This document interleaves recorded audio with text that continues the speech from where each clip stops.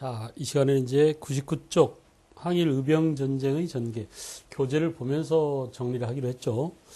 거기 99쪽 맨 위에 그 표를 좀 특별히 좀 잘 봐주십시오. 이게 여러분 머릿속에 들어가 있어야 될 표입니다.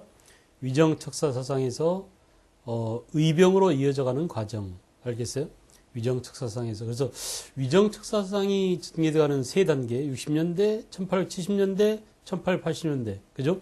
그 다음에 1890년대 1차 을미의병, 그 다음에 두 번째 을사의병, 그리고 1907년 정미의병, 그리고 이제 1908년 서울진공작전까지 이렇게 의병이 전개돼가는 과정, 그 이전에 위정척사 운동이 전개돼가는 과정과 연계해서 머릿속에 꼭 정리해놓고 이것의 순서가 그것과 관련된 사건, 사람, 장소 이런 것들과 연결해서 시험에 나오기 때문에 여러분들이 반드시 표를 머릿속에 꼭 기억해 놓아야 돼요.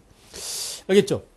자, 이제 의병 전쟁의 전개 과정 가운데 대한제국기에 민중들의 저항 모습이 쭉 나와 있습니다.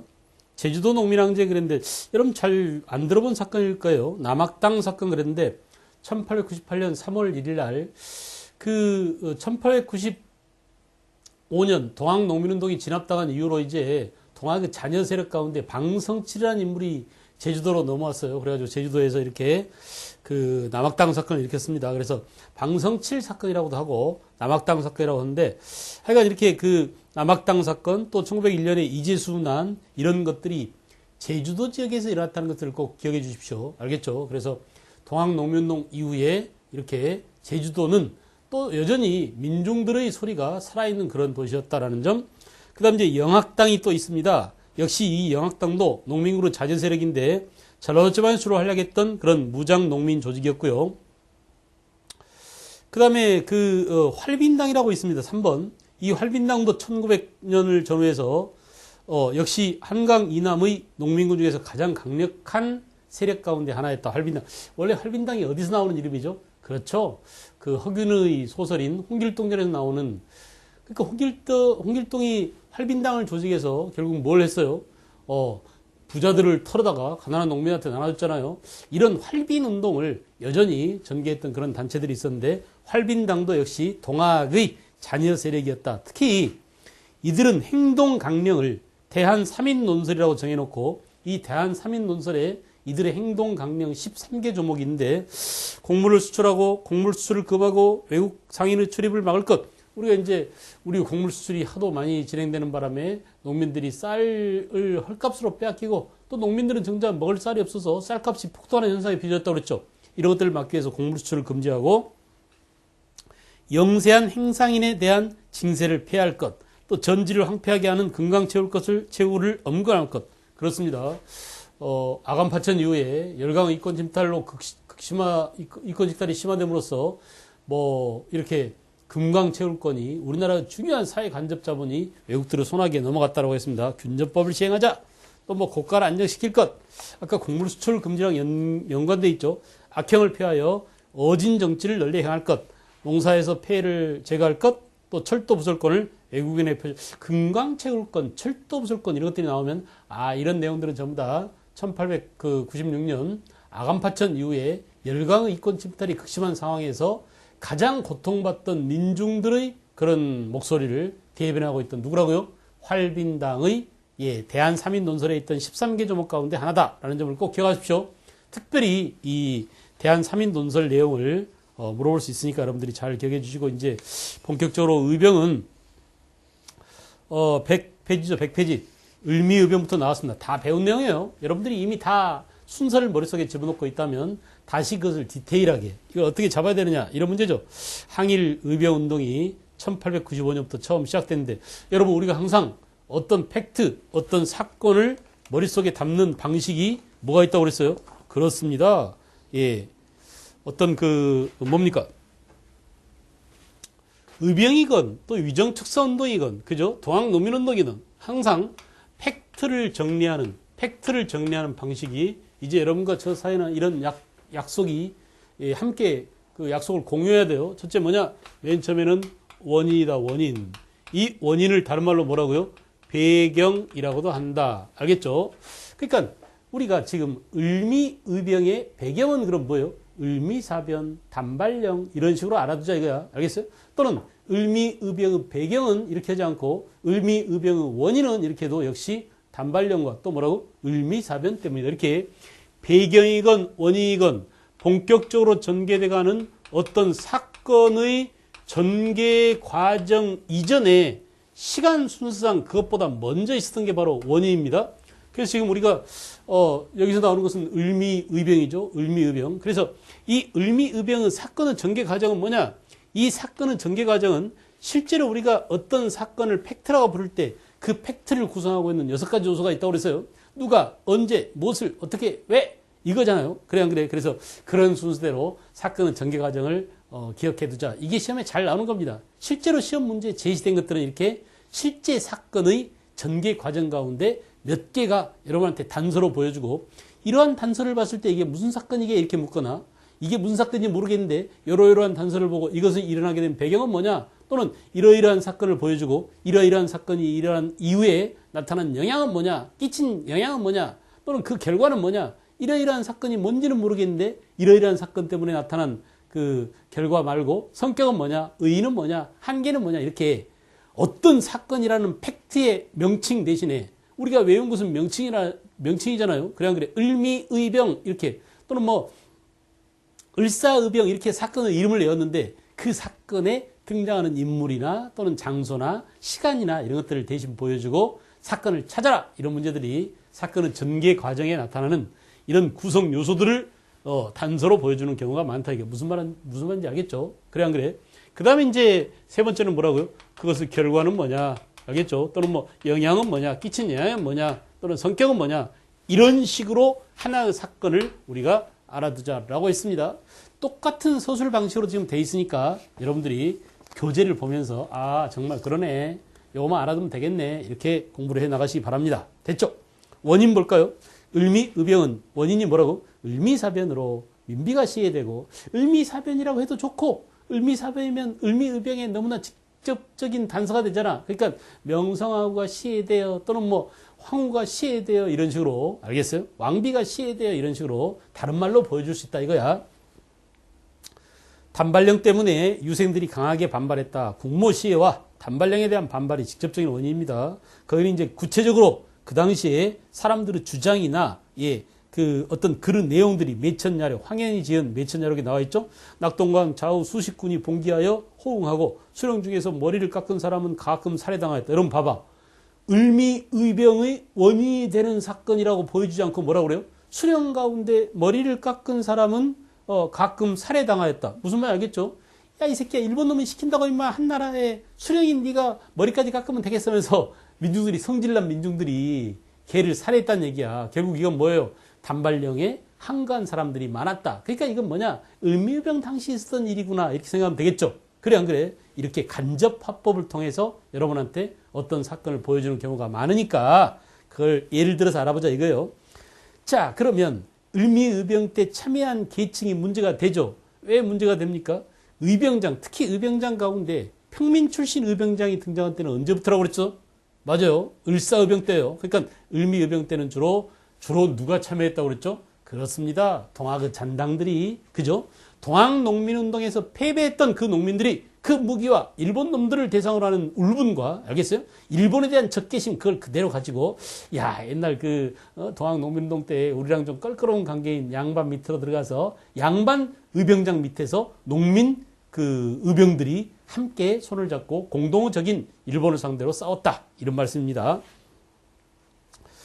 을미의병은 향리나 평민이 일으킨 경우도 있지만 주도 세력은 주로 대부분 보수적인 유생층이었다라고 했어요. 농민들이 무리를 지어 의병이라 하였는데 심지어는 동학의 자녀 세력으로 이에 동조하는 자가 절반 되었다. 매천자력에서 황현이 이렇게 밝혔습니다. 그 다음에 이제 뭐가 나왔어요? 보세요. 을미의병의 사건이 전개되는 과정 가운데서도 그 다음에는 결과가 나왔습니다. 또는 영향이 나왔거나 성격이 나온다고 그랬죠? 성격 봐봐.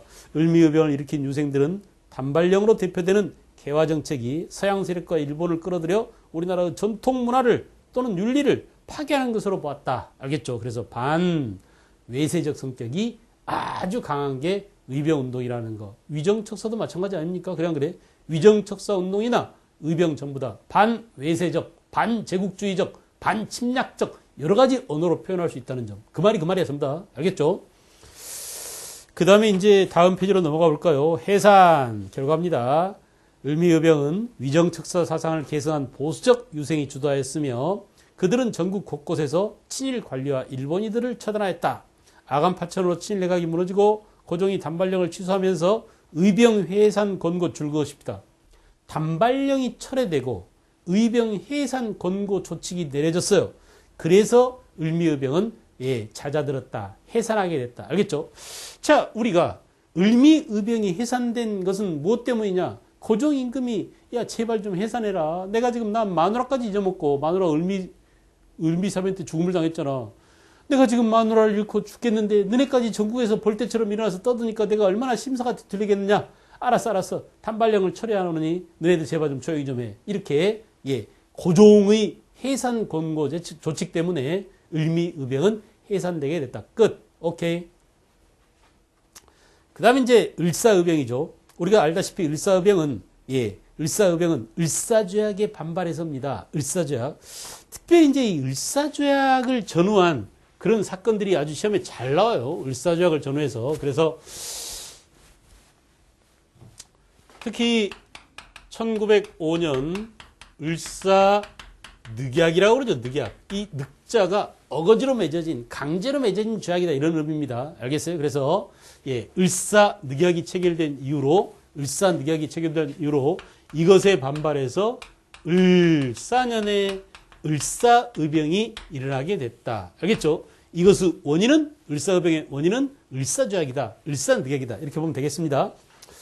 자, 러일 전쟁에서 일본이 승기를 잡자 대한제국의 을사조약을 강요하여 외교권을 박탈했다. 우리가 이제 본격적으로 또 을사조약을 보겠지만은 을사조약으로 인해서 우리가 박탈당한 권리가 뭐냐? 외교권이라고 했습니다. 외교권.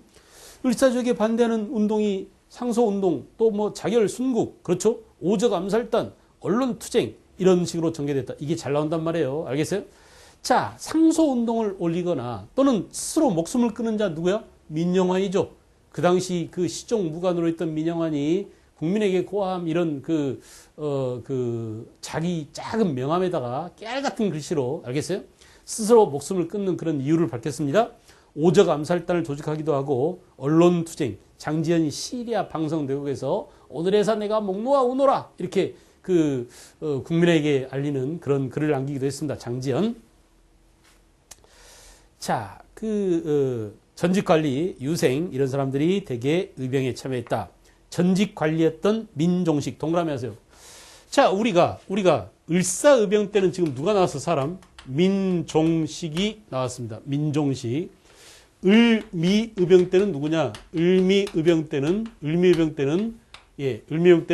이송 또는 뭐 유인석 이런 사람들 하려고 했다면 을사의병 때는 민종식이 나왔어요. 이 민종식 말고도 을사의병 때 대표적인 의병으로서 우리가 지난 시간 말비에 지도에서 잠깐 봤죠. 태인에서 활약한 최익현이 중요합니다. 아주 중요한 최익현이에요. 인물 가운데 거의 뭐 출제 1순위에 해당되는 게 최익현입니다. 왜냐하면 최익현이는 흥선대원군을 건자해서 끌어내렸죠. 그래 안 그래? 또 개항 당시에는 오불가소라는 도끼상소를 올렸죠. 그죠?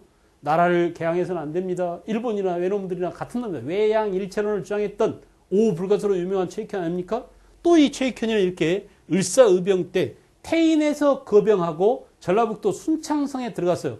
그때 이제 순창성을 차지하고 있는데 관군이 일본군하고 함께 오니까 내가 일본군만 있으면 때려 부수겠는데 우리 관군이 내려왔도다. 이 관군은 우리 임금님이 보낸 군대인데 내가 임금이 보낸 군대한테 대항하면 나는 역적이 되니라면서 자기 스스로 잡혔습니다. 잡혀가지고 말이에요. 일본에 끌려가서 대마도로 끌려간, 그죠? 대마도에서 일본 놈들이 주는 곡식은 한 톨도 안 먹겠다 이렇게 순절을 지키다가 결국 배고파 죽었습니다. 아사했죠. 굶어 죽는 걸 아사라고 그러죠. 이런 절개 있는, 지조 있는 그런 유생 선비가 바로 최익현입니다. 그래서 하나의 인물이 여러 사건에 이렇게 결부됐기 때문에 출제 확률이 높습니다. 아무나 시험에 나오지 않아요. 출제될 만한 근거가 있거나 출제할 만한 거리가 되는 사람이 시험에 나오는데 최익현이 그래서 참 중요합니다. 그래서 최익현은 을사의병, 민종식, 최익현 이런 사람들이 을사의병과 관련되고 있다라는 점. 됐죠? 자, 그 다음에 이제 특별히 강조했던 사람이 바로 누구냐 하면 최익현과 함께 을사의병 때 또 평민 출신 의병장, 알겠어요? 누구냐? 신돌석이도 있었다. 그래서 평민이라는 점에서 아주 중요합니다. 의병장의 신분 계층이 전부 다 양반 유생들이에요. 유생 중심에서 평민 출신 의병장으로 의병에 참여하는, 특히 의병을 리드하는 리더의 참여 계층이 점차 확산돼 가고 있다. 알겠죠? 평민 의병장이 활약했습니다. 동학 노민운동이 좌절된 이후 활빈당 등의 비밀 결사를 조직하여, 우리가 이미 지난 시간에 앞에서 봤었죠. 영학당, 남학당, 활빈당 이런 이름들을 꼭 좀 기억해 주세요. 알겠어요?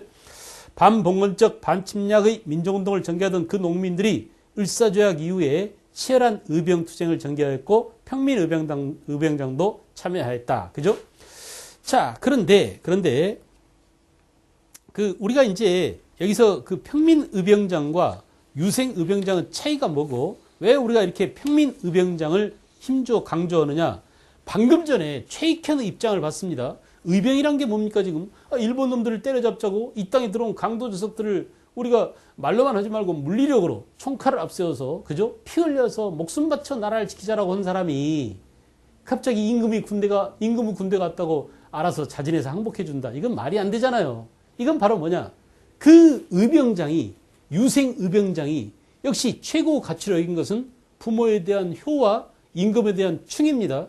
임금에게 충성하고 부모에게 효도하고 이런 것들이야말로 유교에서 갖고 있는 가장 유교가 내세우는 가치 있는 그 덕목이라고 보지 않겠어요? 그래 안 그래? 그러니까 우리가 지난번에 그 서울 진공작전을 지휘했던 이인영 같은 사람도 정미의병 때도 나중에 13도 창의군을 주도했던 총대장인 이인영도 아니 나라를 구하겠다는 놈이 말이야. 부모님 돌아가셨다고 갑자기 총대장직을 사퇴하고 그냥 내려가 버렸어. 앞으로 3년 상 치르고 올게. 3년 뒤에 나라 망하고 없어져 버렸습니다. 알겠어요? 이게 바로 뭐냐? 유생의병장의 한계다 이거야. 그런데 그런 유생의병장이 유교적 가치, 성리학적 질서, 유교적 가치에 얽매이지 않고 이제 평민의병장이 등장함으로써 정말 목숨 바쳐서 나라를 위해서 헌신해서 싸울 수 있는 그런 기반이 마련됐다라는 의미에서 유생의병장의 한계를 극복할 수 있는 그런 평민의병장이 등장했다는 점에서 굉장히 중요해지는 거예요. 알겠죠? 그 다음에 102페이지 보시면 을사조약의 내용들이 쫙 나왔습니다. 민영환의 유서 내용도 나왔군요. 한국인민에게 고함 이런 민영환이는 이걸 아주 그 선생님이 사진으로 봤는데 아주 그 당시 아마 명함이 있었는가 봐요. 시종무관이니까 이제 임금을 지키는 경호대 그 경호원 아닙니까? 근데 거기다가 그 명함에다가 작게 연필로 이렇게 써가지고 이렇게 깨알 같은 그런 충성심을 보였습니다. 목숨을 버렸으니까 깨알 같지 않죠. 장지연의 시리아 방송 대곡이 있습니다. 장지연은 황성신문에다가 시리아 방송 대곡을 냈는데 그 당시만 하더라도 이렇게 야 오늘이야 내가 목 놓아 오너라 라고 했던 장지연이 나중에는 나라를 배신하고 알겠어요? 친일파가 되었다라는 논란에 휩싸여 있습니다. 실제로 이제 이렇게 그 애국개몽운동을 했던 그런 친구들은 되게 이제 뭡니까? 변절을 많이 하죠. 그것은 바로 그 사회 진화론과도 결부가 돼 있다라고 얘기를 했습니다. 그 다음에 민중들의 울분이 있고요. 최익현의 경문이 나왔습니다. 여러분들 한 번씩 읽어보시기 바라요. 참고 자료니까요. 방금 전에 설명했던 그런 내용들이 이런 사료를 통해서 이런 자료를 통해서 여러분들한테 피가 되고 살이 되고 직접적으로 이해하기 쉬운 그런 그 내용이 될 겁니다. 알겠죠? 그 다음에 이제 정미의병 볼까요? 1907년 정미의병, 의병 전쟁의 전개 그랬습니다. 알겠죠? 아, 왜 정미의병부터 의병 전쟁이라고 하느냐? 우리의 해산된 군대가 그 무기와 그 조직을 가지고 그대로 의병에 참여함으로써 의병의 전투력이 훨씬 더 향상되고 이 전투력과 조직력이 향상된 의병이 일본이라는 적을 상대로 해서 어때요? 이제 아예 그 드러내놓고 전쟁을 선포합니다. 외교상으로 말이야 그 우리나라에 와 있던 각국 외교관들한테 뭘 보냈어요? 전쟁 선포문을 보냈죠. 우리를 앞으로 잡히면은 한 나라의 그 도적대로 취급하지 말고 나라를 구하기 위해서 들고 일어난 그 군인으로 취급해주고 포로 그 국제 제네바 협약에 의해서 우리를 국제법상 포로로 인정해달라 이런 주장을 할 만큼 전쟁을 선포했기 때문에 의병 전쟁의 전개라고 했습니다. 자, 일제는 1907년 고종 황제가 헤이그의 만국 평화회의에 특사 파견했죠. 그죠? 그죠? 우리가 이제 만국평화회의에 누구를 파견했습니까? 이상설, 이종, 이준 이렇게 3특사를 파견했는데 이것이 헤이그 특사 사건이 결국은 구실이 돼서 고종임금이 일본 놈들 압박에 못 이겨서 아들한테 황제 자리를 양의하고 결국 물러나게 됐어요. 이게 바로 뭐야? 고종퇴위죠.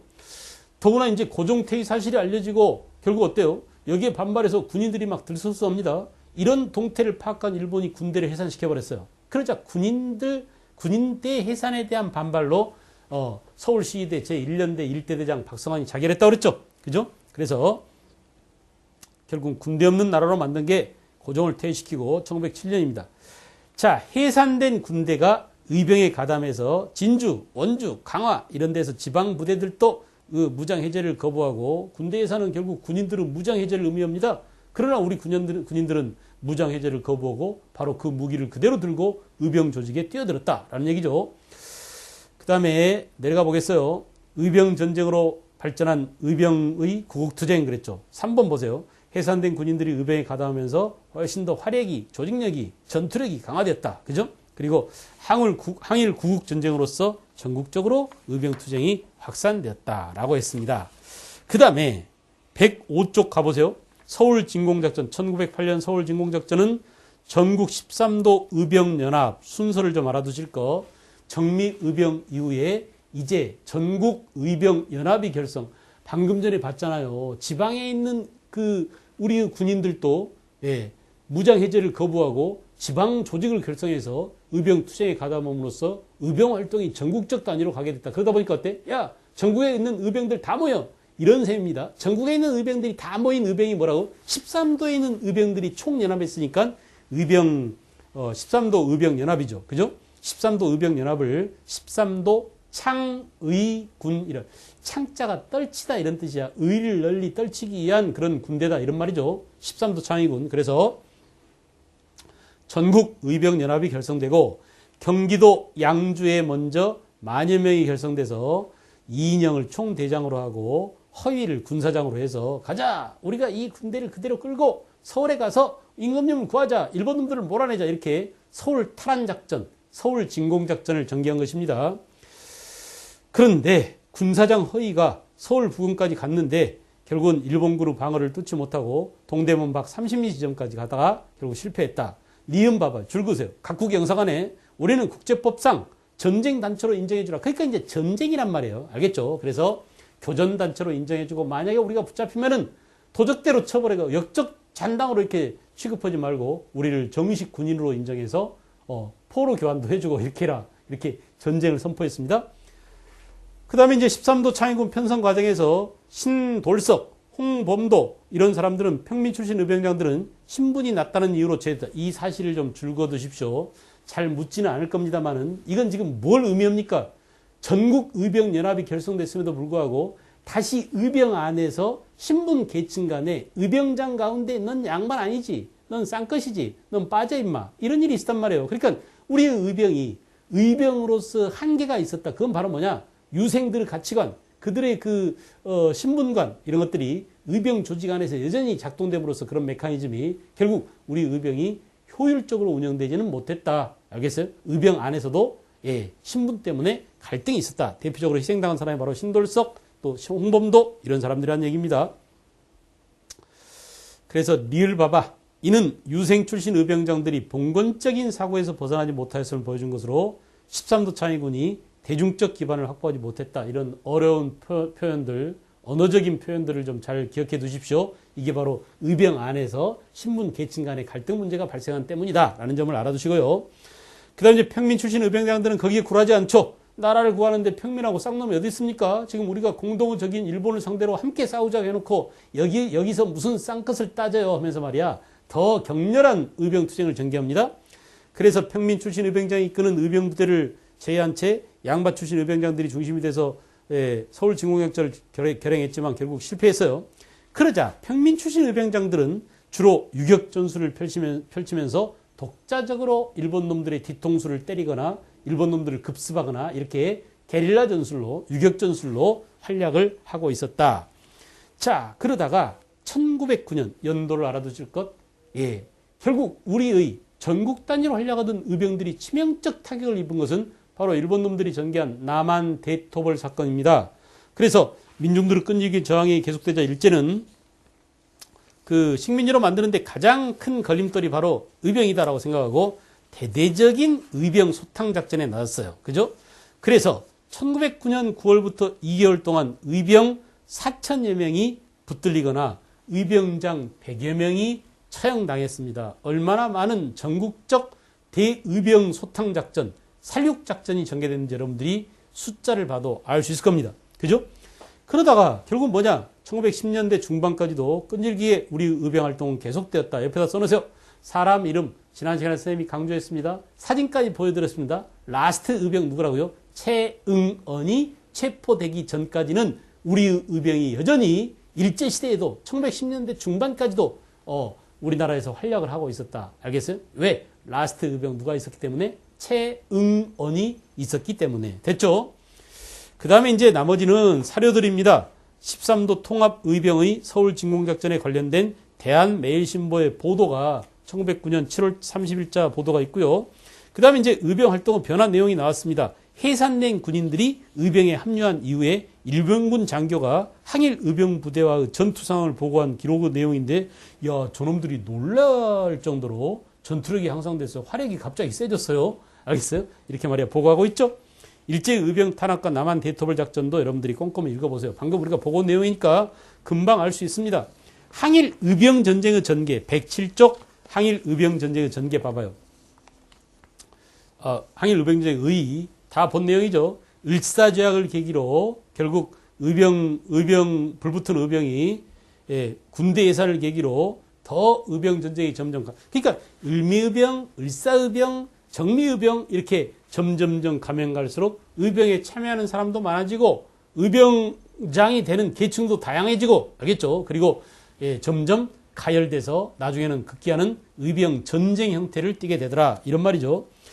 자, 그러나 결국은 실패로 끝나고 말았습니다. 거기 이제 박은식이가 전술을 알지 못하는 유생이나 무기도 없는 농민이 목숨 바쳐서 알겠어요? 맨주먹과 맨손으로 적들과 싸워서 들판에 파묻을지언정 조금도 후회하지 않았으니 이것이야말로 오랜 역사적 전통 가운데 배양된 민족 정신의 발로였다라고 말하였습니다. 여러분 강조하고 싶습니다. 선생님은 역사적인 삶을 살면서 우리도 이제 역사적 삶을 살고 있잖아요. 모든 인간들이 역사 속에서 한 시대를 삽니다. 우리가 역사 빨랫줄, 시간이라는 것을 역사 빨랫줄 봤을 때 긴 빨랫줄에서 한 인간이 살아서 태어나서 살다가 죽어가는 것은 아주 작은 한 점에 불과합니다. 그죠? 그 점을 살면서 어떤 인간은 말이에요. 잘 먹고 잘 살고 나 혼자 편하면 돼 이렇게 이기적인 삶을 살기도 하지만 또 어떤 사람들은 아니야 내가 동시대에 나만 배부를 수 없어. 우리 동포들이 이렇게 일본놈들한테 헐벗고 굶주리고 뜯기고 있는데 나만 일본에서 유학생활 할 수 없어라고 누구야? 윤동주라든지 또는 누굽니까? 예, 그 이육사라든지 이런 분들 어때요? 예, 자기 목숨을 벌어가면서까지 시를 써서 알겠죠? 우리 백성들을 깨우쳐야 돼. 이 뜨거운 불타는 애국심을 내가 시로서 노래하리라 하면서 말이야. 결국 여순 감옥에서 일본 놈한테 죽음을 당하기도 했습니다. 그렇게 유명하신 분 말고도 지금 제가 강조하고 싶은 것은 이 의병들이에요. 이 의병들한테 그 당시에 외국인 신문 기자가 그때 이제 사진도 있었고 신문 기사도 있었습니다. 기자가 물었습니다. 야, 너 생각해봐라 임마. 너 농민 주제에 무기도 제대로 변변치 않고 밥도 제대로 못 먹으면서 그렇게 삐쩍마른 몸으로 결국 일본하고 싸워서 네가 이길 것 같으냐라고 했어요. 이렇게 물었어요. 그때 왜 싸우냐라고 했습니다. 그때 그 의병들이 뭐라고 했어요? 내가 방금 박의식 얘기한 것처럼 내가 싸우다 죽을지언정 알겠죠? 내가 비굴하게 살다가 결국은 나 혼자 배불리 먹고 일본 놈들 밑에서 노예처럼 사는 것보다는 내가 싸우다가 죽을지언정 이 싸워내는 정신 알겠어요? 일본에 대항하는 이 정신이 있을 때 우리 민족과 우리 민족혼이 살아날 것이다. 알겠죠? 어쩌면 말이에요. 다 죽을 줄 압니다. 우리가 약한 거 뻔히 알아. 싸우다가 일본 놈들한테 싸우다가 그놈들을 우리 손으로 몰아내라고는 생각하지 않았어요. 싸우다가 죽을지언정 이렇게 싸울 수 있는 그런 용기 이런 마음이 뭉쳐 있을 때 결국 언젠가는 나라를 되찾고 언젠가는 일본 놈들이 이 땅에서 축출할 것이다라는 그런 강한 의지가 있었습니다. 알겠어요? 그러니까 항상 보면은 대부분의 사람들은 강한 놈한테 붙습니다.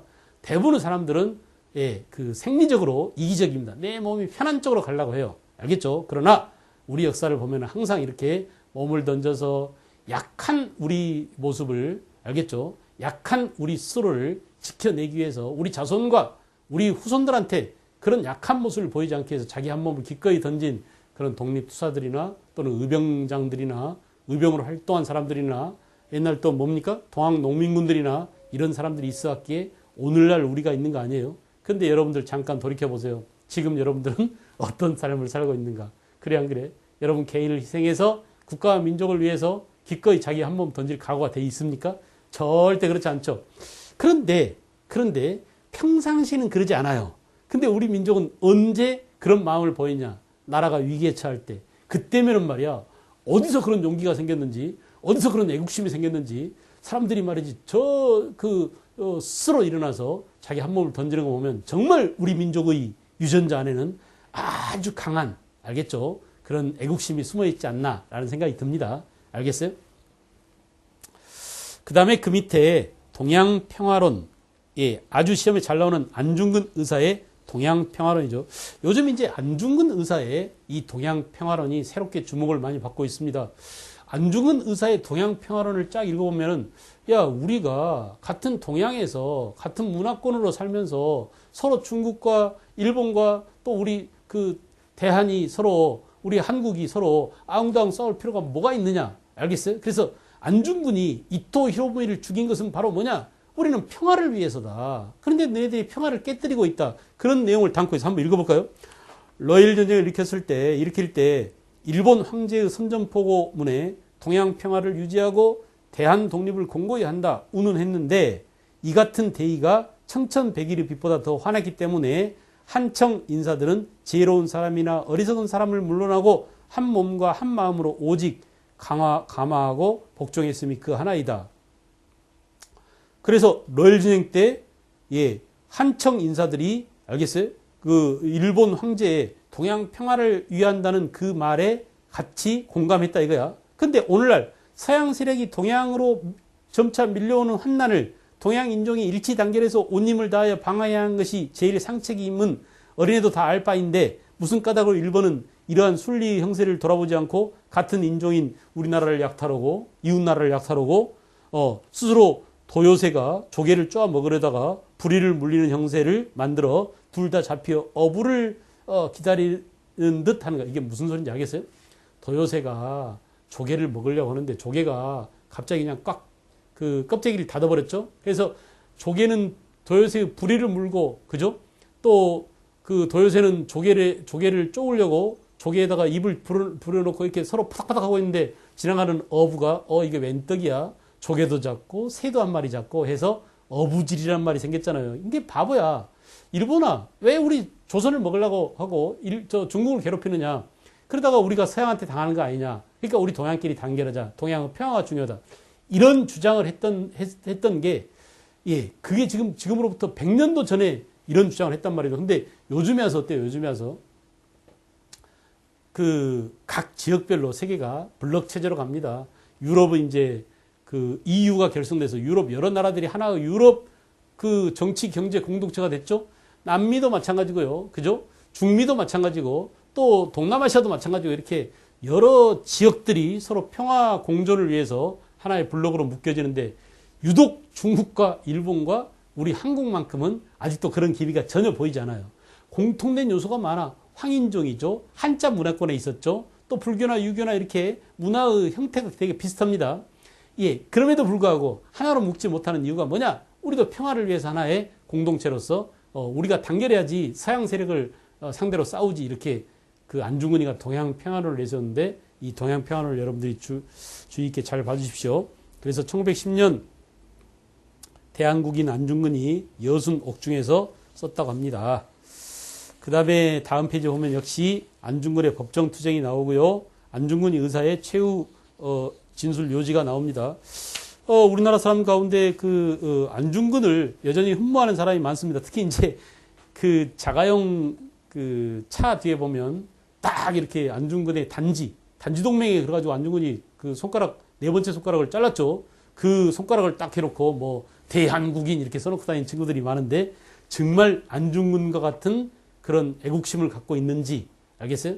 그래서 안중근의 손바닥 그 도장을 차에다 이렇게 찍고 다니는지 선생님이 보면서 가끔 그런 생각을 해보는데, 하여간 어쨌든 간에 이렇게 안중근을 흠모하고 오는 사람들이 우리나라뿐만 아니라 일본에도 굉장히 많다고 합니다. 그러니까 적들이, 알겠죠? 지네들의 영웅인 이토 히로부미를 처단한 안중근을 흠모할 정도로 안중근이 굉장히 사상도 그 심오하고 기계도 강계하고, 알겠어요? 그런 역사적 인물이라는 것을 우리가 다 알고 있습니다. 자, 이렇게 해서 이제 의병 전쟁은 다 정리를 했습니다. 다시 한번 정리할까요? 위정척사 사상을 이어받아서 위정척사 운동은 1860년대, 1870년대, 80년대 이렇게 이어지다가 1890년대에 와서 드디어 운동에서 전쟁으로 갑니다. 무기를 들고 직접 이제 그 생존권 투쟁으로 가는 거죠. 이게 바로 뭐야? 을미의병이다. 1895년. 그 다음에 1895년 을미의병 이후에 1905년 을사의병, 1907년 정미의병, 그리고 1908년 서울진공작전, 그리고 1909년 남한 대토벌. 알겠죠? 이 순서나 이 사건의 관계를 잘 파악해 두시기 바랍니다. 됐어요? 자, 오늘 이제 본격적으로 애국계몽운동의 전개를 또 보도록 하겠어요. 애국계몽운동. 자, 우리가 지난 시간에 이제 두 가지 흐름이 있다고 그랬습니다. 하나는 이렇게 방금 전에 끝났던 의병운동과 관련된 흐름이 있는가 하면은, 또 하나는 뭐라고요? 또 하나는 일찍이 실학을 통해서 그죠? 실학 가운데에서도 중상학파 실학이 어디로? 개화사상으로 연결됩니다. 알겠어요? 개화사상으로 연결돼. 그래서 중상학파 실학자 가운데 누구냐? 우리가 알다시피 박지원의 손자가, 그죠? 박지원의 손자가 박규수였잖아요. 그죠?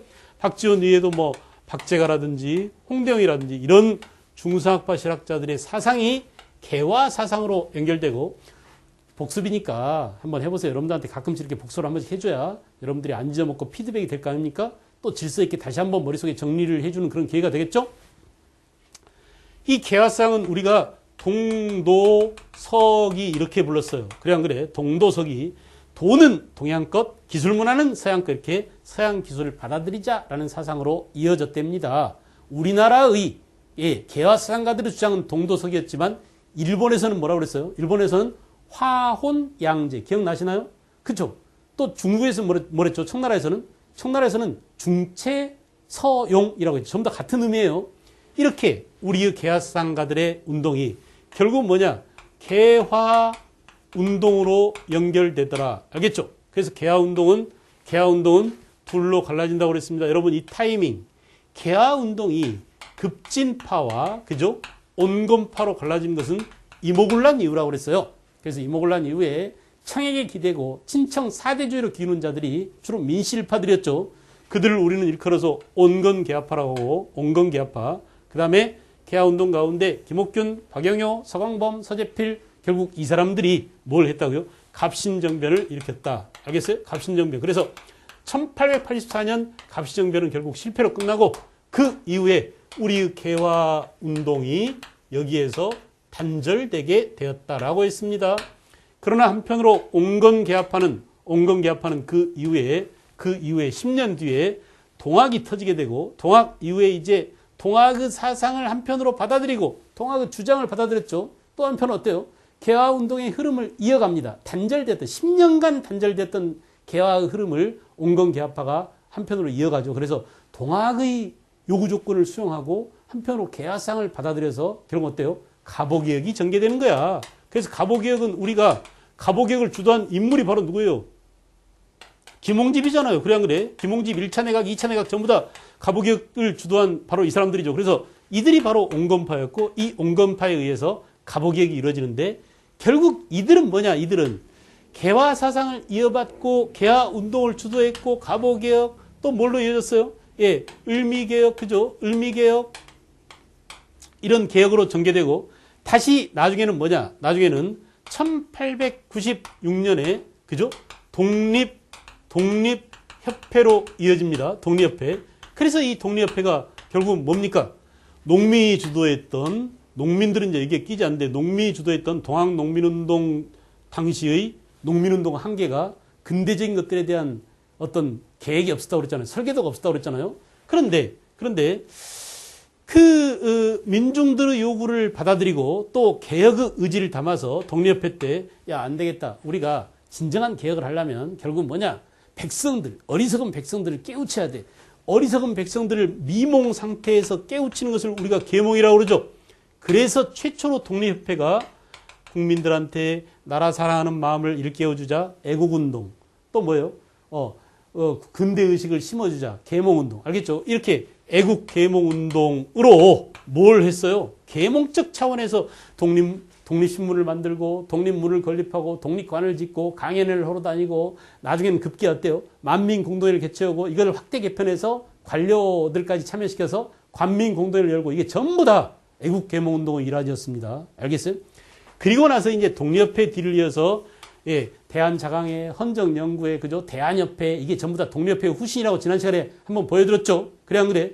그리고 이제 결국은 뭐냐? 결국은 신민회, 보안회 전부 다 보안회, 신민회, 그죠? 헌정연구회, 또 대한자강회, 대한협회 이런 단체들이 모조리 전부 다 애국계몽운동을 했던 애국계몽단체들이었다라는 점 알겠죠? 지금부터 이제 그걸 좀 보도록 하겠습니다. 보세요. 자, 이렇게 의병 말고 또 다른 흐름, 이런 흐름이 있었다라는 점 알겠죠? 그래서 결국은 이렇게 개화파의 라인을 타는 게 바로 누구냐? 바로 독립협회 라인이고 결국 이들이 애국계몽운동을 전개하게 됐다. 볼까요? 자, 보안회는 황무지 개강권 요구 반대 운동을 전개합니다. 황무지 개강권 반대 운동 그러면 보안회 꼭 알아서 이것도 시험에 잘 나오죠. 그죠? 결국 어때요? 일본 놈들이 황무지 개강권 운동이란 뭐냐 하면 일본이 야 조선아 너네 쓰지 않는 땅 있잖아. 농사도 안 짓고 버려둔 땅 그 황무지 우리 일본 주면 안 될까? 우리가 개간에 쓰게 이렇게 일본 놈들이 우리나라 국토를 먹으려고 야심을 드러냅니다. 아직 국권 강탈이 되기 이전이죠. 1904년이니까. 알겠어요? 1905년 을사조약이 체결되기도 전에 벌써 일본 놈들은 우리 국토에 대한 야심을 드러내요. 근데 야 웃기지 마 임마. 우리도 이미 황무지를 개간하기 위한 준비를 다 하고 있어. 알겠어요? 이렇게 농광회사를 차려놓고 우리가 황무지를 개간하겠다라고 해서 황무지 개간 반대 투쟁을 전개해서 결국은 보안회는 황무지 개간권 요구를 저지시킵니다. 그러나 일본 놈들의 탄압으로 보안회가 해산되고 말았다. 알겠어요? 그 다음에 독립협회를 계승한 이거 잘 알아두십시오. 독립협회를 계승했는데 결국은 헌정연구회나 대한자강회나 대한협회가 전부 다 독립협회의 계승단체이잖아요. 그런데 이것들을 구분하는 문제가 나오면 되게 까다로워요. 그래서 의회 설립운동을 했다 그러면 누구야? 헌정연구회입니다. 알겠어요? 의회 설립운동을 했다는 얘기는 결국 뭡니까? 야 우리가 옛날에 관민공동회에서 헌의육조를 내세우고 그 헌의육조에서 무슨 내용이 있었나요? 의회를 두자고 그랬죠. 그래서 고조임금도 오케이 했었죠. 그래서 어떻게 했어요? 중천 관제를 의회로 만들자고 그랬죠. 민선의원 25명, 관제의원 25명에서 50명으로 의회를 만들자라고 했죠. 그래 맞아 그래. 우리가 지금 대한제국인데 대한제국에서 황제한테 주권을 주지 말고 국민한테 주권을 돌아가게 하는 그런 의회를 만드는 게 진정한 근대국가 아니야? 이런 생각을 하게 된 거야. 그래서 의회 설립 운동을 계속 계승해 나가기 위해서 헌정연구회가 알겠어요? 헌법을 만들자. 그리고 대의지 기관인 의회를 만들자. 이렇게 헌정연구회라는 단체를 만들었습니다. 독립협회의 후신이 뭐라고? 헌정연구회. 거기서 한 일이 뭐라고? 의회 설립 운동을 주도했었다라는 점 꼭 기억하세요. 그래서 입헌적인 정치체제, 전제적인 황제 중심의 그런 국가가 아니라 대의제 그러니까 국민의 대표로 하여금 헌법을 만들게 하고 헌법에 의해서 국민이 주권을 갖는 그런 국가를 만들자라는 일을 했다는 얘기예요. 그러나 일진의 성토로 일진은 친일 어용단체죠. 그래 안 그래? 그래서 해산당했습니다. 자, 그 다음에 이거 보십시오. 헌정연구회 후신이야. 그러니까 독립협회를 개성한 헌정연구회를 이어받은 대한자강회죠. 전국지혜 이런 표현, 대한자강회 때 와서는 이제 전국적인 지혜를 또 두고 월보를 강요. 대한자강회보죠. 월보가 대한자강회보야. 왜 월보냐? 한 달에 한 번씩 나왔으니까 월보예요. 매일 나오면 뭐예요? 일보입니다. 일보. 알겠어요? 매일 나오면 일보야. 고종퇴위 반대운동. 이 특징. 고종 강제퇴위 반대운동을 전개한 대한자강회. 다시 합니다. 의회 설립운동을 주도한 헌정연구회, 그 다음에 고종퇴위 반대운동을 전개한 대한자강회. 역시 일제의 탄압을 해서 외울 필요가 전혀 없습니다. 전부 다 일본놈한테 탄압받을 짓만 하고 있잖아, 지금. 그래, 안 그래? 그 다음에 대한협회는 대한자강회 활동을 계승. 그래서 이렇게 이어지고 있습니다. 계속. 일제의 감시와 탄압으로 활동이 제약을 많이 받았고, 점차 중요한 것은 뭐냐? 이러다가 나중에 이들이 친일단체가 된다. 친일파로 전략했습니다. 알겠어요? 그 다음에 이제 전혀 다양한 애국지사들이 비밀리에 만든 이렇게 드러나게 활동하다 보니까 전부 다 일제한테 탄압당하거나 일제에 의해서 강제로 해산당하거나 나중에는 극기가 친일단체가 되거나 이렇게 변절되거나 이렇게 당하잖아요. 근데 요건 어때? 이제 비밀리에 몰래 만든 결사. 그래서 신민회가 중요합니다. 알겠죠? 1907년 신민회는 비밀 지하단체, 지하조직이야. 그래서 여기서 내세운 목표가 뭐냐? 우리 국권을 회복하자. 공화정체의 근대 국민권 목표를 하자. 알겠죠? 이 중요한 표현. 공화정체. 이제 황제 따위는 없다. 알겠어요? 그래서 자, 독립협회만 하더라도 독립협회에서 제시한 정체제가 구체적으로 딱 나오진 않지만 우리가 의회를 만들자 이런 주장한 거 보면 아마도 여기도 입헌 군주제를 주장했을 겁니다. 알겠죠? 그런데 독립협회의 입헌 군주제 주장이 그대로 받아들이지 않았어요. 1896년에 만들어진 독립협회가 1898년까지 계속 활동하면서 해산되기 직전까지 의회 설립운동을 하고, 그죠? 중천 관제를 의회로 만들어주세요. 라고 이렇게, 독립협회가 헌의 6조 결의를 통해서 황제한테 승인까지 받아놨잖아. 그런데 문제는 뭐냐? 문제는 그 다음에 여러분 대한제국대 봐봐. 대한제국대. 자, 그때 나온 광무개혁의 내용은 입헌 군제로 가자는 민중들의 주장이죠. 독립협회는 민중단체라고 볼 수 있으니까 이런 민중들의 주장을 외면하고 대한제국대에 와서는 뭐냐면 황제한테 모든 권한을 밀어주는 전제 군주제로 갔습니다. 그래서 역사가 말이에요. 역사가 왕중심 사회에서 국민중심의 사회로 나가야 역사가 한 단계 더 발전했다, 진보했다라고 할 텐데, 그죠? 그렇게 국민중심은 국민국가로, 그러니까 결국 최종적으로는 오늘날 대한민국처럼 민주공화정으로 와야 될 텐데, 공화정은 임금이 없는 체제를 말합니다. 대통령이 나라를 다스리는 것을 공화정이라고 그래요. 알겠어요? 그런데 영국 같은 경우는 어때? 아직도 임금이 있으니까 공화정이라고 하지 않아. 영국은 뭐예요? 영국은 공화정이 아닙니다. 알겠죠? 그래서 영국은 민주정은 민주정이지만 입헌 군주제예요. 영국은 지금도. 물론 일본도 마찬가지예요. 일본도 왕이 있잖아요. 왕이 있기 때문에 일본 공화국 이렇게 하지 않아요. 일본은 대통령이 없습니다. 대통령이 있는 나라만 공화국이. 알았어요? 그래서 일본은 여전히 입헌 군주제야. 군주가 존재하고 군주는 군림 하나 통치하지 않는다라고 하죠. 영국하고 일본이 비슷해. 그런 의미에서 왕은 있어. 영국에도 여왕이 있어. 근데 여왕은 상징적인 존재야. 실제로 나라를 다스리는 것은 국민의 대표인 총리입니다. 총리. 알겠어요? 다수당의 대표가 바로 총리잖아요. 그래서 이 총리 다수당이 의회를 결성하고 의회에서 만든 법으로 나라를 다스려. 그래서 헌법에 입각한 입헌. 그럼에도 불구하고 군주가 존재하는 군주제입니다. 알겠어요? 구분이 가나? 알겠죠? 그런데 독립협회의 입헌 군주제로 가자라고 했던 그런, 아마도 그러니까 독립협회 주장이 받아들여졌다면 우리는 지금도 임금이 존재하는, 그리고 군주가 존재하면서도 헌법에 의해서 대의직연 헌법을 갖추고 입헌 군주제로 갔을 거예요. 그런데 이것도 안 받아들이고 고종 황제는 광무개혁을 단행하면서 대한제국을 설립하고 뭐라고? 황제한테 모든 권한이 있네 이렇게 했어요. 그러므로 이 대목에서 우리는 1896년부터 98년까지 활약했던 독립협회의 주장을 발로 차버리고 대한제국을 세운 고종 황제가 광무개혁을 단행하면서 전제군주로 갔다는 이 사태를 봐가지고 우리는 역사가 앞으로 진전돼서 진보적으로 가기는커녕 뒤로 거꾸로 후퇴했구나라고 해서 보수 반동적이다라는 표현을 합니다. 아주 극단적으로 말하면 뒤로 거꾸로 갔다 이거야. 역사의 수레바퀴가 앞으로 굴러가기는커녕 오히려 황제의 군권은 무한하다. 입법, 행정, 사법, 군, 통수권 모든 것들이 황제한테 있다. 이렇게 황제의 권한을 강화시키는 쪽으로. 알았어요? 그런데 비로소 지금 뭐라고 비로소 자 지금 봐라. 이렇게 독립협회 대한제국 뒤를 이어서 드디어 1907년에 신민회라는 단체가 처음 나왔는데 이 신민회에서 나온 나라의 정치 체제가 뭐냐? 비로소 민주, 이제 주권이 국민한테 있고, 알겠어요? 그리고 임금의 존재를 부정하고 국민의 대표를 뽑아서 그 대표로 하여금 나라를 다스리게 하자, 대통령제로 가자라고 하는 민주공화정의 주장이 나왔습니다. 알겠죠?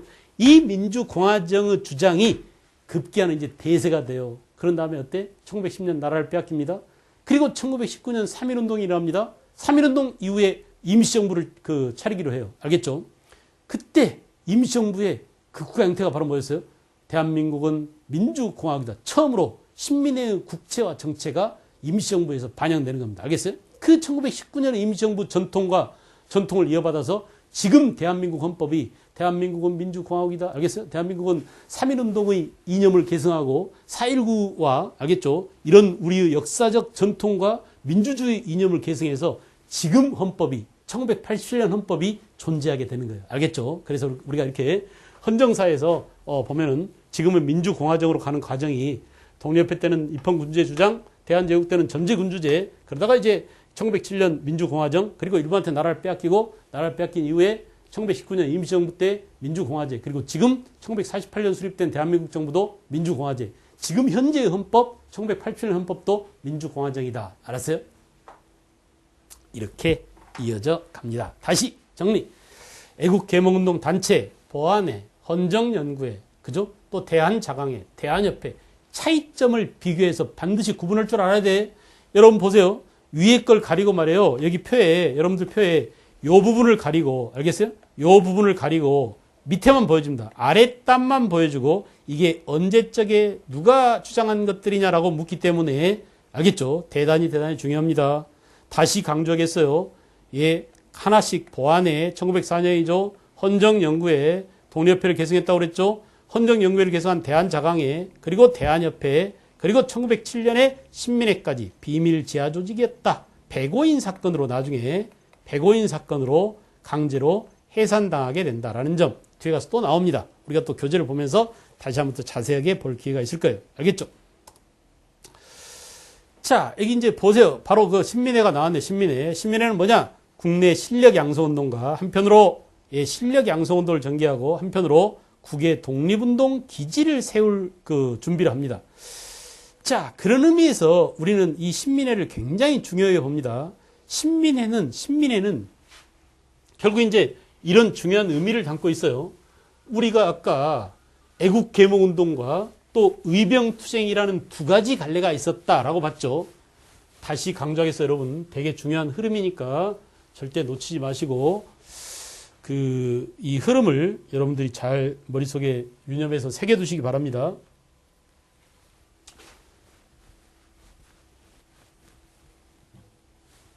우리가 이제 1905년에 을사조약이 체결되고, 그죠? 1910년까지 국권을 일본한테 강제로 탈취당했다 해서 우리가 국권 강탈 이렇게 얘기하잖아요. 자, 그런데 이 5년 동안에 가장 중요한 두 가지 흐름은 하나는 뭐라고? 하나는 애국 계몽 운동이었다. 애국 계몽 운동. 또 하나는 뭐라고요? 의병 투쟁이었다. 알겠죠? 이와 같이 애국 계몽 운동과 의병 투쟁이 있어. 물론 그 이전에 을미 의병이 있었고 여기에 을사 의병이 있고, 그죠? 1907년에 정미 의병이 있습니다. 정미 의병. 그래서 국권이 강탈당한 이후에도 의병이 이어진다고 그랬지만, 알겠죠? 특정한 시기, 1905년부터 1910년 이 사이를 딱 잘라놓고 볼 때 의병과 애국개몽운동이 이렇게 전개되는데, 이 애국개몽운동은 뭐예요? 그 이전에 1890년에 독립협회의 전통을 이어받았다라고 했잖아요. 그래, 안 그래? 자, 여기서 말이에요. 여기서 의병을 표현하는 말. 의병은 반외세다. 반침략이다. 그죠? 또는 뭐야? 반제국주의다. 이렇게 표현합니다. 반제국주의. 알겠어요? 그래서 의병 투쟁을 표현하는 이런 언어적 표현. 다시 강조하겠어요. 반외세, 반침략, 반제국주의, 극렬한 반외세. 그러니까 목숨 바쳐 피 흘려. 알겠죠? 싸워서 투쟁해서 이 땅에서 저 일본놈 강도놈들을 몰아내야 한다. 우리가 죽더라도 이렇게 극렬한 그런 투쟁 방식을 취했다면 애국 계몽운동은 뭐냐? 애국 계몽운동은 얘네들은 말이에요. 애국 계몽운동은 실력을 기르자는 얘기예요. 실력을. 알겠어요? 그래서 실력을 기르는데 이 실력의 내용이 뭐냐 하면 첫째, 뭘 통해서? 언론을 통해서 언론 활동이 있어야 돼. 신문이 있어야 돼. 그래서 널리 나라가 왜 중요한지, 왜 애국이 중요한지, 왜 근대적인 새로운 것들을 받아들여야 되는지 이런 것들을 백성들한테 깨우치게 만들자. 이게 계몽이잖아요. 그죠? 그래서 언론 활동을 굉장히 중요하게 여깁니다. 그러니까 이 기간 동안에 신문들이 많이 만들어져요. 알겠어요? 그 다음에 또 하나는 뭐냐? 또 하나는 언론 이외에도 경제 활동을 중시해요. 산업을 일으키자, 근대적인 산업을 일으키자, 근대 경제로 가자, 돈을 많이 벌어야 된다, 재정을 확충하자. 알겠죠? 경제. 또 하나는 뭐냐? 교육에 헌신합니다. 교육. 그래서 사립학교들이 대거 만들어진다. 이 시기에. 알겠어요? 그래서 이렇게 애국 계몽 운동이 전개돼 간다. 국권 강탈 운동까지. 알겠죠? 자, 그런데 문제는 이 두 가지가 서로 별로 사이가 좋지 않아. 서로 대립했었어요. 알겠어요? 그래서 독립협회가 한참 전개되고 있을 때, 독립협회가 한참 전개되고 있을 때 여기는 뭐였어요? 을미의병이 깨지고, 을미의병 1895년 고종임금은 강제 해산 공고조칙으로 해산됐다고 그랬죠. 그리고 어땠어요? 남학당, 영학당 이렇게 시골에서는 여전히 농민 조직이 여전히 무장 투쟁을 하고 있었습니다. 그래서 중앙 서울에서 전개된 독립협회와는 별도로 지방에서는 여전히 농민들의 무장 투쟁이 있었다라는 얘기예요. 우리가 그런 것들 다 봤죠. 그것이 이제 다시 또 을사의병으로 결합됐다가 정미의병에서 13도 창익으로 모아진다라고 얘기했죠. 그런데 지금 제가 말씀드리고 싶은 것은 1907년에 뭐가 만들었다고? 신민회가 만들어졌는데 신민회. 이 신민회는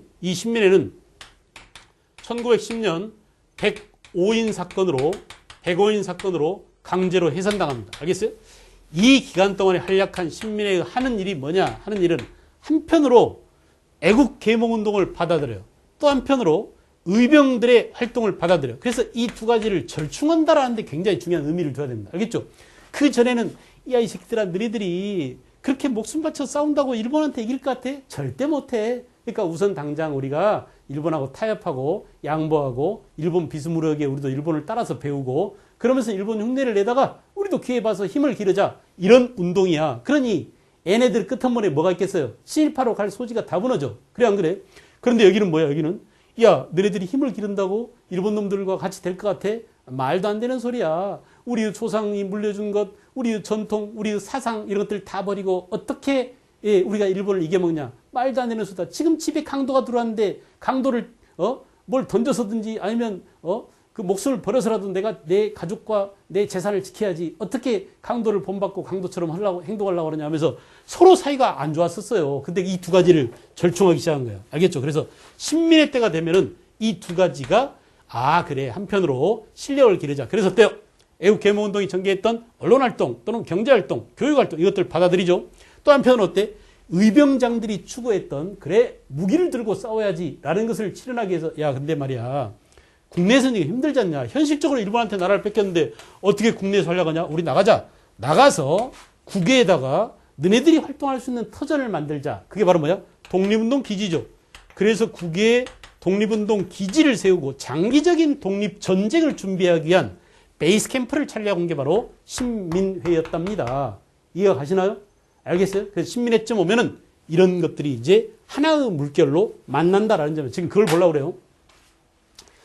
그래서 민족주의 교육, 그렇죠. 대성학교, 오산학교, 이렇게, 그, 도산 안차원 선생이라든지 또는 그 이승훈이라든지 이런 분들이 학교를 세웁니다. 민족산업을 육성, 나왔죠. 경제적으로 자기회사, 평양에 자기회사를 만들고 대구에 태극서관을 만들었어요. 알겠어요? 이렇게 산업 육성을 위해서 교육활동을 통해서, 알겠죠? 이렇게 실력을 기르기 위한 운동을 한편으로 하는가 하면은 또 한편으로 어때요? 독립전쟁을 계속 수행할 목적으로 간도 삼원보의 기지를 만든다. 여러분이 잘 아는 이회영 선생님이 자기 전 재산을 다 팔아가지고, 알겠어요? 그 당시에 이제 그게 얼마래더라? 48만 원인가 얼마를 만들었는데 지금 돈으로 한 600억 원인가 된다고 그래. 그걸 해가지고 남만주 유화연을 다 사버렸습니다. 그래서 거기다가 독립운동 기지를 차리고 거기서 젊은이들을 양성하고, 그죠? 그들을 교육시키고 군사훈련 시키고 장기적인 독립전쟁에 대비를 했습니다. 기타 이제 교육국운동 가운데 역시 애국개모운동은 또 다른 기원 이렇게 교육국운동인데 교육진흥을 위해서 결국은 뭐냐? 실력 양성의 중요한 수단이 바로 교육이다. 그죠? 의무교육제를 실시하자, 실업교육을 강조하자, 무술을 가르치자 이렇게 실력을 기르기 위한 수단으로서 교육을 중시했고요. 그 단체가 바로 뭐냐? 서북학회 또는 기호흥학회 이런 이름들을 꼭 알아주십시오. 애국개모운동 그 단체 가운데 교육단체 뭐가 있느냐? 서북학회, 기호흥학회 이런 학회들이 전부 다 교육을 통해서 실력을 기르기 위한 그런 주요 단체들이었다라는 점이에요. 그 다음에 이제 민족학교와 독립운동 단체들이 쭉 나왔습니다. 거기 보시면은 이 간도 삼원보, 이 간도가 바로 서간도입니다. 서간도. 그죠? 서간도가 남반주라고 그랬죠. 여기에 신흥무관학교. 알겠어요? 아까 삼원보가 있던 거기에 경학사, 부민단, 한족회 이런 단체들이 독립운동 단체고, 그 다음에 이 북간도 쪽에는 서전, 소숙, 용정이죠. 또 명도학교 이런 학교들을 많이 세우고 연해주 블라드보스톡에 권업회라는 이런 그 독립운동 단체가 있었구나라는 점도 알아두시기 바랍니다. 됐죠? 여기까지 해서 이제 애국개모운동을 쫙 봤습니다. 역시 애국개모운동에 대해서 정리를 했습니다. 큰 흐름, 의병활동과 대비되는 흐름 이걸 잘 알아두시고 그 다음에 여러 애국개모운동 단체들도 순서를 잘 알아두시고 이게 대한 그 독립협회를 개성한 헌정연구회구나, 대한자강회구나, 대한협회구나, 그리고 애국개모운동 단체 가운데 제일 중요한 게 신민회다. 알겠어요? 신민회.